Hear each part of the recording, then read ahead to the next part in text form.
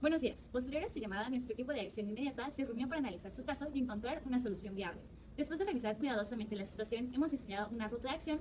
Sin embargo, antes de explicarla, es importante que conozca cuáles son sus obligaciones como empleadora, cuáles son los derechos de Manuel y qué alternativas existen para resolver este conflicto de la manera más conveniente para ambas partes. La seguridad social es un derecho humano irrenunciable y un pilar de la justicia laboral, reconocido por el artículo 123 de la Constitución. Su finalidad es proteger a los trabajadores y a las familias ante las distintas contingencias que pueden surgir durante la vida laboral. Bajo el régimen obligatorio del IMSS, los trabajadores tienen derecho a asistencia médica integral, medicamentos y atención hospitalaria en caso de sufrir un accidente o enfermedad de trabajo. Cuentan con servicios de rehabilitación y con el pago del 100% de su salario mientras dure la incapacidad correspondiente. Asimismo, existen seguros de invalidez que brindan protección económica al trabajador y a sus beneficiarios.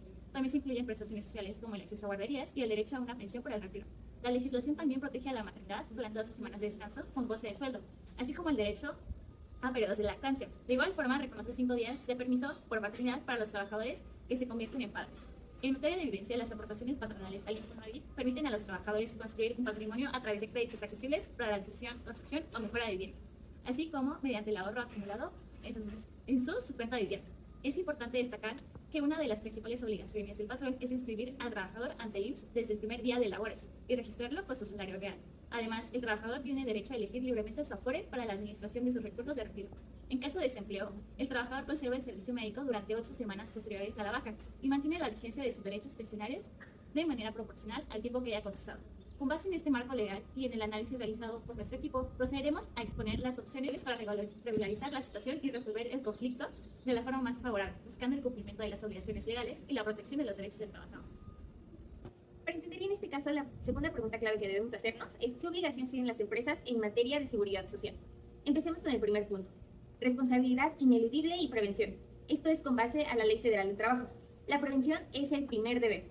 Según el artículo 475 bis, el patrón es responsable directo de la seguridad, la higiene y la prevención de riesgos, debiendo acatar la ley y las normas oficiales mexicanas. Número 2. Responsabilidad absoluta. El artículo 489 establece que la empresa no se libera de su responsabilidad ante un accidente bajo ninguna circunstancia, ni siquiera si el trabajador asumió los riesgos o si el incidente ocurrió por torpeza o negligencia del propio empleado. Evaluación del daño y reglas de indemnización. En cuanto a las secuelas, el artículo 479 define la incapacidad permanente parcial, como la disminución de las facultades o aptitudes para trabajar tras un accidente. En cuanto al cálculo y el pago, se utiliza el artículo 484 que señala que se tomará como base el salario diario que el empleado percibía al momento del riesgo, sumando los aumentos posteriores. Además, el artículo 483 garantiza que este dinero debe pagarse directamente al trabajador afectado. Número 3. El seguro social como mecanismo de cumplimiento. Este es con base a la ley del seguro social. Aseguramiento obligatorio. El artículo 71 obliga a los patrones a asegurar a su personal pagando cuotas por el seguro de riesgos de trabajo, calculadas según el salario y el nivel de riesgos de la empresa. Derechos de especie. Al estar asegurado, los artículos 56 y 57 le otorgan al trabajador atención médica, quirúrgica, hospitalización, prótesis y rehabilitación. En cuanto a los derechos en dinero, el artículo 58 le garantiza un respaldo económico, el 100% de su salario mientras esté inhabilitado. Esto en cuanto a la fracción primera. Y en caso de incapacidad permanente total, una pensión mensual definitiva equivalente al 70% de su salario. Esto es en cuanto a la fracción segunda. Número 4. Consecuencias por omisión. Los capitales constitutivos o cargos por evasión. Si la empresa no registra al trabajador y éste sufre un accidente, el artículo 77 establece que el IMSS le brindará toda la atención médica, pero cobrará a la empresa los capitales constitutivos, es decir, todos los gastos generados. Este artículo es claro al advertir que registrar al empleado después del siniestro no libera al patrón de pagar este cobro. Ahora, la autoridad principal a la que deberían acudir para resolver este problema es el Centro Federal de Conciliación y Registro Laboral o el Centro Local de Conciliación del Estado correspondiente. Esto de acuerdo con el artículo 123 de la Constitución Política y en los artículos 684A al 684E de la Ley Federal del Trabajo, los cuales establecen que antes de iniciar una demanda laboral ante los tribunales, las partes deben acudir obligatoriamente a esta etapa de conciliación prejudicial. Establecida por la reforma laboral de 2019, esta etapa busca solucionar conflictos entre trabajadores y empleadores sin llegar al juicio, siendo necesario obtener una constancia de no acuerdo para poder demandar. En la audiencia de conciliación interviene un conciliador imparcial. Esta persona no actúa como juez y no impone decisiones, únicamente ayuda a que ambas partes negocien y lleguen a un acuerdo legal. En este caso, podrían conciliar temas como pago de gastos médicos y terapias, una indemnización económica, terminación de la relación laboral, pagos en parcialidades y acuerdos de confidencialidad para proteger la imagen pública Si se llega a un acuerdo, se firma un convenio que tiene validez legal y fuerza similar a una sentencia. Esto significa que Manuel ya no podría volver a demandar por el mismo caso.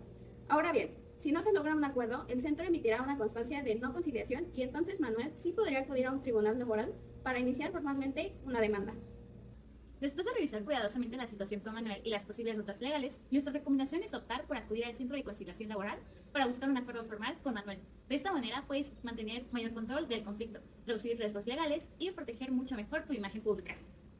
En este caso, hay varios factores importantes que debemos considerar.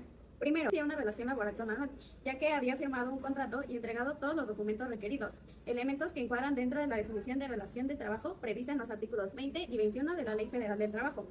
Segundo, el accidente fue grave, pues hubo pérdida de 2 dedos y además ocurrió cuando todavía no estaba registrado ante el IMSS. Jurídicamente, esto coloca a la empresa en una posición vulnerable, porque el artículo 15, fracción 1 de la Ley del Seguro Social obliga a los patrones a registrar a sus trabajadores desde el inicio de la relación laboral. La Ley Federal del Trabajo, en sus artículos 473 y 475, considera accidente de trabajo cualquier lesión que ocurra mientras una persona realiza actividades relacionadas con su empleo, por lo que la lesión de Manuel sí entra dentro de esa categoría.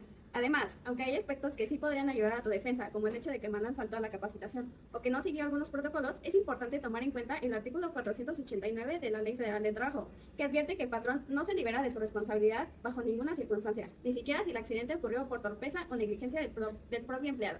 Sin embargo, lo más delicado sigue siendo que no estaba registrado ante el IMSS al momento del accidente. Es por eso que resolver este problema solo mediante un acuerdo privado pagando directamente los gastos puede parecer más rápido, pero no brinda la misma seguridad legal. Si el acuerdo no queda formalizado ante una autoridad laboral, Manuel todavía podría presentar una demanda más adelante reclamando otras prestaciones o una indemnización mayor.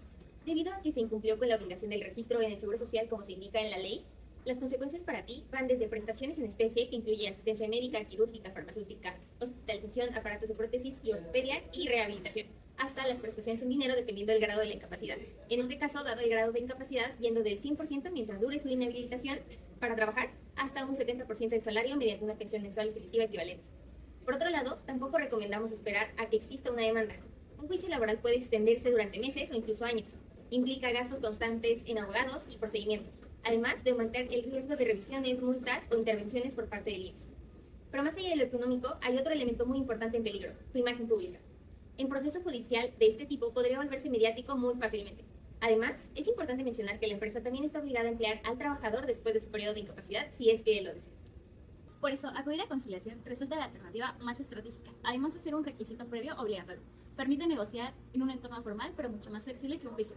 Construir un acuerdo razonable, limitar daños, reducir tiempos y obtener un convenio con validez legal. En esta etapa podrían negociarse temas como gastos médicos, terapias, una compensación económica, pagos diferidos e incluso cláusulas de confidencialidad. Si llegan a un acuerdo, el convenio queda registrado legalmente y conforme al artículo 684E de la Ley Federal del Trabajo, tiene efectos similares a una sentencia, brindando certeza tanto para ti como para Manuel.